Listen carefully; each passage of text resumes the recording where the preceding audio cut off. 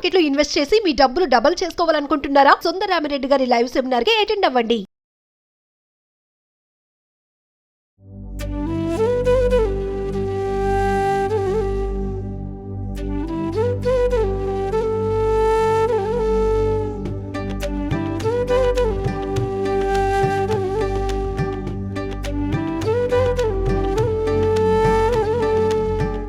ప్రస్తుతం మనతో పాటు ప్రముఖ ఆధ్యాత్మికవేత్త శ్రీనివాసులు అనంతరామ శర్మ గురువు గారు ఉన్నారు. వీరితో ఈరోజు కొన్ని విషయాల గురించి మనం చర్చిద్దాం.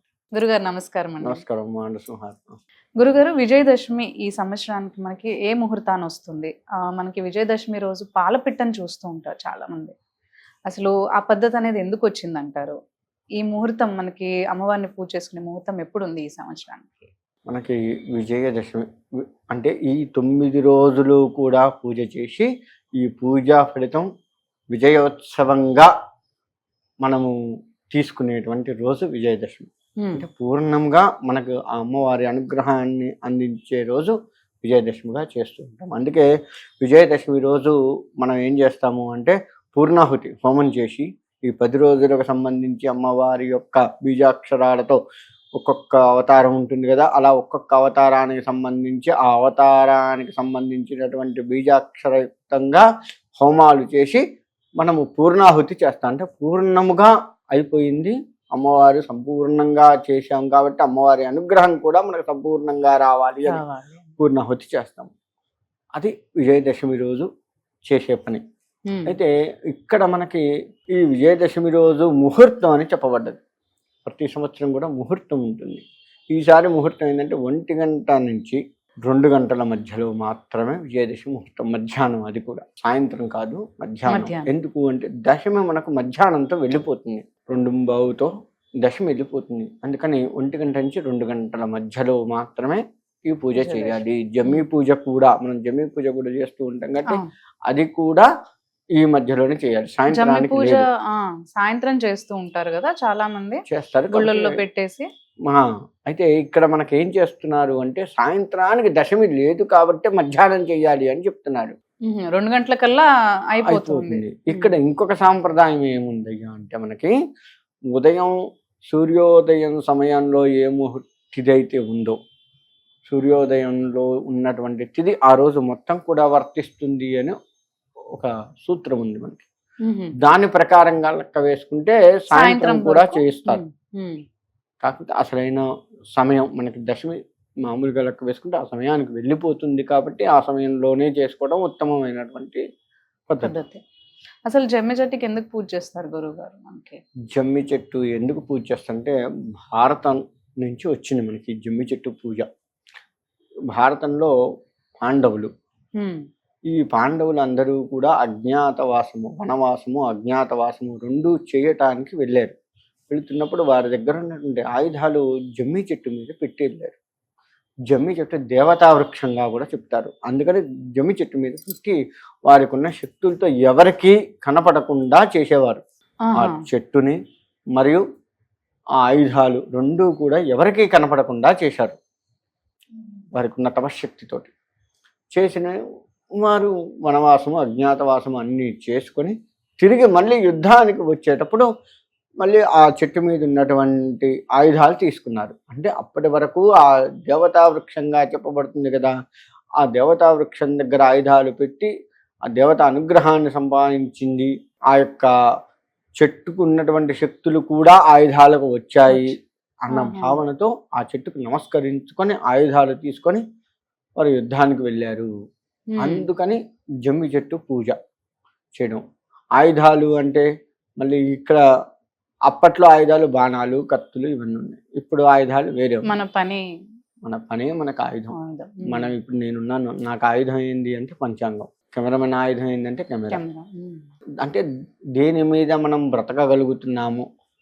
వెనకటి ఆయుధాలు అంటే దాని మీద బ్రతకటం అంటే ఏంటి, ఏ శత్రువు వచ్చినా జ్ఞానం అదే అయ్యింది. శత్రువు మీద యుద్ధానికి పోయేటువంటి జ్ఞానం బాణాలు, కత్తులు వీటి మీద ఆధారపడి ఉన్నాయి.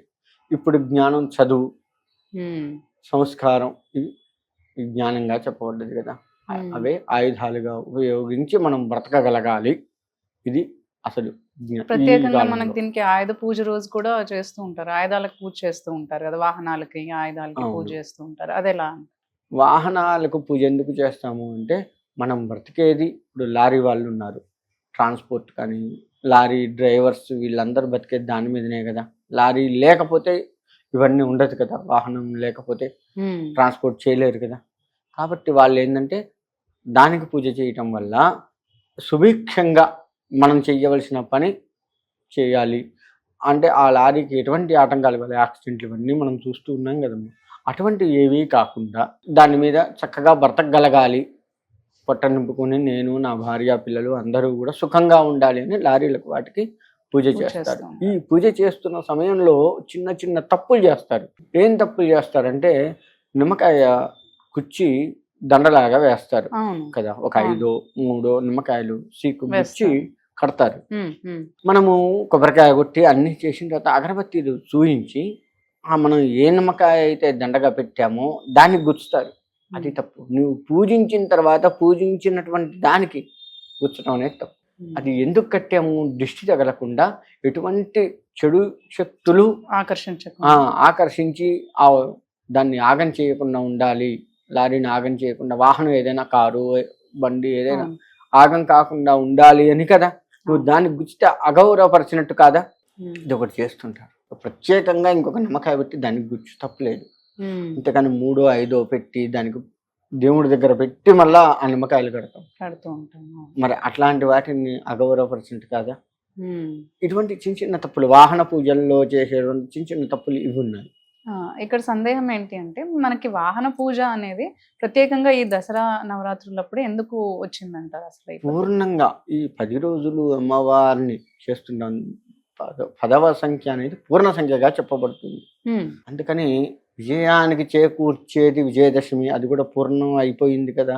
అలా అన్ని రంగాలుగా అమ్మవారి అనుగ్రహం నాకు, నేను నడిపించేటువంటి వాహనాలకి కూడా ఉండాలి అని చెప్పేసి అమ్మవారి అనుగ్రహం కోసంగా మనం ఆ రోజు విజయదశమి రోజు వాహనాలకు పూజ చేసుకుంటాం. అందుకని దశమి రోజు, విజయదశమి రోజు ఎందుకంటే విజయాల్ని చేకూరుస్తుంది. ఇప్పుడు నేను బండి ఉంది, బండి వేసుకొని బయటికి వెళ్ళాను, ఆ వెళ్ళిన పని, బండి మీద వెళ్తున్నాను, ఆ వెళ్ళిన పని విజయం చేకూర్చుకోవాలి కదా. అందుకని వాహనానికి ఆ రోజు పూజ చేస్తే ఆ వాహనం మీద నేను ఎన్నిసార్లు వెళ్ళినా, ఎక్కడికి వెళ్ళినా ఆ పనులన్నీ సఫలీకృతం కావాలి, ఆ పని విజయాన్ని చేకూర్చుకోవాలి అనే కదా. అలా అన్నమాట. అందుకని వాహనాలకు పూజ విజయదశమి రోజు చేస్తారు.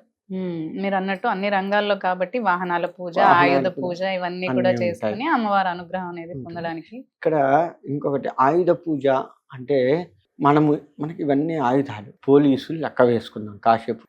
మరి పోలీసుల ఆయుధం నిజంగా ఆయుధాలు అవి కదా. వాళ్ళ దగ్గర ఉన్న అనేక రకాల పిస్టల్స్, తుపాకులు అన్నీ కూడా ఇప్పుడు మనం ఇట్లా పెట్టి అన్ని ఇక్కడే పేర్చి వాటి పసుపు కుంకుమ వేసి చేస్తారు. మనం వాటి మీద జయం కలగాలి అని మనం చేస్తాము ఆయుధ పూజలు. మరి పోలీసు వాళ్ళు చేస్తే అది ఎప్పటికీ ఉపయోగించి దాని మీద నేను జయం కలగాలని చేస్తారా? ఇక్కడ పోలీసుల దగ్గరకు వచ్చేసరికి నిజంగా ఆయుధ పూజ వాళ్ళు నిజమైన ఆయుధాలు వాళ్ళకి అవే, ఒక రకంగా చెప్పాలి కదా. ఇంకా అవి తప్ప వాళ్ళకి వేరే ఆయుధాలు లేవు. సరే, ఈ చిన్న పిస్టల్ కావచ్చు, ఇంత పెద్ద పెద్ద పిస్టల్స్ కావచ్చు, ఏవైనా కావచ్చు, తల్వార్లు వాళ్ళ దగ్గర ఏ ఉంటే అవి పెట్టి చేస్తారు కదా. అంటే వాటిని ఎందుకు పూజ చేస్తున్నారు? మరి పోలీసు వాళ్ళు చేస్తున్నారు అంటే అవి వాడమనేనా అర్థం? నేను పంచాంగానికి పూజ చేస్తున్నాను, అమ్మవారి ముందు పెట్టి, తల్లి దీని ద్వారా నా జీవితాన్ని మంచిగా ఉంచని చేశాను, తద్వారా నేను ధర్మయుతంగా నేను అందరికీ పంచాంగంలో ఉన్న చెప్పి అందరినీ ధర్మపరంగా నడిపిస్తున్నాను, అది నా ఆయుధం. మరి పోలీసు వాడి ఆయుధం నేను అందరినీ చంపాలి, అంతా బాగుండాలి అని కాదు కదా. ఇక్కడ పోలీసు వాళ్ళ అంతరార్థం ఏంటయ్యా అంటే, పూజ చేయడం, ఇది వాడే పరిస్థితి రానియకు. ఇవన్నీ నేను ముందు పెట్టాను. ఈ ఆయుధాలు నిజంగా నేను వాడే పరిస్థితి, నేను అంటే పోలీసు వాళ్ళు, నేను వాడే పరిస్థితి రానియకు. నేను ఏ ప్రదేశంలో ఉన్నానో ఆ ప్రదేశం అంతా సస్యశ్యామలంగా ఉండాలి, ఇది వాడే పరిస్థితి రావద్దు. ఇది నా దగ్గర వాళ్ళని భయపెట్టడానికి తప్ప నిజంగా ఇది వాడొద్దు. అలా భయపెట్టే పరిస్థితి కూడా రాకుండా చూడు తల్లి, నేనున్న పరిసర ప్రాంతాలు మొత్తం కూడా అని పోలీస్ శాఖలో పెద్దవాళ్ళు ఎవరున్నారో నాకు తెలియదు, సిఐడి, సిబిఐ ఏవేవో చెప్తారు కదా, డీజీ. డీజీపీ ఎవరో చెప్తారు కదా, అవును. అంత పెద్దవాళ్ళ దగ్గర నుంచి అప్పుడే జాయిన్ అయిన కానిస్టేబుల్ వరకు కూడా ఇదే అర్థం. ఆయుధ పూజ చేస్తున్నారు అంటే ఏంటంటే అది వాడే పరిస్థితి రాని, ఎక్కువ సస్యశ్యామలంగా ఉంచు, మొత్తం కూడా ధర్మపదంగా నడుచుకునేలా చూడు తల్లి అని చెప్పేది పోలీసు వాళ్ళు చేసేది. అంతేకాని అది నేను వాడాలి, నేను పంచాంగం పూజ చేసే పంచాంగాన్ని నేను వాడాలని కోరుకోవడంలో తప్పు లేదు. కెమెరా పూజ చేసే కెమెరా నేను వాడుకోవడాలి అని తప్పు కోరుకోవడంలో కెమెరామెన్ తప్పు లేదు. కానీ మరి పోలీసు వాడు అలా కోరుకుంటే ఎవడు మిగలడు. అందరూ తప్పులే చేస్తున్నారు.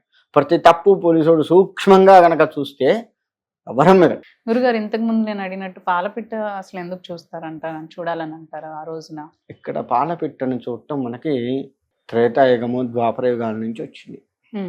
ఇక్కడ రాముల వారి కాలంలో లెక్క వేసుకుంటే, రాముల వారు సీతాదేవిని రావణాసురుడు తీసుకోపోయినప్పుడు రాముల వారు కూడాను జమ్మి చెట్టుకు నమస్కారం చేసుకుని, దేవతా వృక్షంగా చెప్తున్నారు కాబట్టి నమస్కారం చేసుకుని తాను పూజించవలసిన ప్రధాన దైవాన్ని పూజించుకొని చేసి యుద్ధానికి బయలుదేరుతూ ఉండగా పాలపిట్ట ఎదురొచ్చింది. అది ఎదురొచ్చినందువల్ల విజయాన్ని చేకూర్చుకున్నారు అని చెప్తారు. అందుకని పాలపిట్ట దర్శనం అక్కడ భారత కాలంలో వస్తే, కృష్ణుడి కాలంలో వస్తే, మనం ఇందాక చెప్పుకున్నట్లుగా ఆయుధాలు జమ్మి చెట్టు మీద పెట్టుకొని తీసుకొని యుద్ధానికి వెళ్ళేటప్పుడు వాళ్ళకు కూడా పాలపిట్ట ఎదురొచ్చింది. కాబట్టి ఆ పాలపిట్ట ఎదురొచ్చినందుకు గాను దాన్ని చూస్తే విజయం చేకూరుతుంది అని మీరు గమనించుకోండి. సంవత్సరం పొడుగుతా పాలపిట్టని మనం చూడం, కనపట్టా కానీ ఆ ధోరణి మనకు రాదు. విజయానికి గుర్తు అదే పాలపిట్ట ధోరణి మనకు రాదు. కార్లల్లో బండి మీద ప్రయాణాలు చేస్తుంటాం, శ్రీశైలం పోతే మొత్తం అడవే, ఆ అడవిలో ఎన్నో పాలపిట్టలు కనపడతాయి. మనం ఆ ధోరణితో చూడం, అసలు ముందు అది చూడం. కానీ ఈ విజయదశమి రోజు మాత్రం ఎగబడి మరీ పాలపిట్టను చూస్తాం. ఇంకా నేను గమనించింది ఏంటంటే, ఒక చిలకని పంజరంలో పెట్టి బంధిస్తారు కదా, అలానే పాలపిట్టను కూడా పంజరంలో పెట్టి దేవాలయాల్లో పెట్టుకొని ఆ రోజు వచ్చిన వాళ్ళందరికీ ఒక 5 రూపాయలు 10 రూపాయలు టికెట్ కూడా పెట్టి దాన్ని చూసి వెళ్ళిపోయేటట్టు అలా కూడా చేస్తున్నారు. మన హైదరాబాద్లోనే ఇది 3 ఏళ్ల క్రితం 4 ఏళ్ల క్రితం నుంచే నేను చూస్తున్నాను ఈ పద్ధతిని. అది కూడా తప్పు. సహజంగా వెళ్ళి మనం చూడాలి. మనకు విజయం చేకూరాలంటే వాడిని తెచ్చిపెడితే విజయమా? మనం పొయ్యి దాన్ని చూసి ఆనందించి ప్రకృతిని ఆస్వాదించుకొని విజయాన్ని చేకూర్చుకోవాలి. కానీ బంధించి నువ్వు పీక మీద కత్తి పెట్టి చేస్తావా చస్తావా అంటే అది అప్పుడు వచ్చే విజయమా? కాదు కదా. అలా కాకుండా సహజంగా మనం పాలపిట్ట మనకు కనపడాలి, చూడాలి. అట్లనే మనం అంత దూరం అట్లా దూర ప్రాంతాలకు వెళ్తాం కాబట్టి అక్కడ ప్రకృతి వాతావరణాన్ని ఆస్వాదించాలి. ప్రకృతి కూడా అమ్మవారి స్వరూపంగా ఆ అనుగ్రహం కూడా పొందగలగాలి. ఇవన్నీ కూడా విజయానికి గుర్తులు. అలా చేసుకొని పాలపిట్టను చూడాలే తప్ప దాన్ని బంధించుకొని కాదు. టికెట్ పెట్టి కాదు, మన దగ్గర డబ్బులు ఉన్నాయి టికెట్ పెడదాం అది కాదు. కానీ పోయి చూడాలి. విజయానికి పాలపిట్ట చూసేది అందుకు విజయానికి గుర్తుగా చూస్తాము. ఈ 9 రోజుల్లో పాలపిట్ట కనపడ్డా చూడం, ఒక్క విజయదశమి నాడు మాత్రమే ఆ తాట వస్తుంది మనకు తప్ప ఆలోచన వస్తుంది పాలపిట్టను చూడాలి అన్న ఆలోచన. మొదటి రోజు నుంచి 8 రోజులు 9 రోజుల పాటు మనకు పాలపిట్ట కనపడ్డా ఆ ధోరణితో మనం చూడం. అది కూడా గమనించుకోవచ్చు. అందరూ ఆ ధోరణితో చూడలేదు ఇప్పటి వరకు కూడా. కానీ ఆ రోజు కానీ పాలపిట్ట ఎక్కడ ఉందో చూడాలి వెళ్తాము. మనం కార్లు వేసుకొని బండ్లు వేసుకొని సుదూరాలకు పోయి అడవుల్లో వెతుక్కుంటాం పాలపిట్ట కోసం. ఇది పాలపిట్టను చూసేది విజయానికి గుర్తు. ఆ రోజు పాలపిట్టను చూస్తే మనం అనుకున్న పనులన్నీ కూడా విజయాన్ని చేకూరుస్తాయి అని పాలపిట్ట దర్శనం చేసుకుంటాం. చాలా చక్కగా అన్నిటి గురించి కూడా చాలా చక్కగా వివరించారు గురుగారు. ధన్యవాదాలు. మంచిదమ్మా.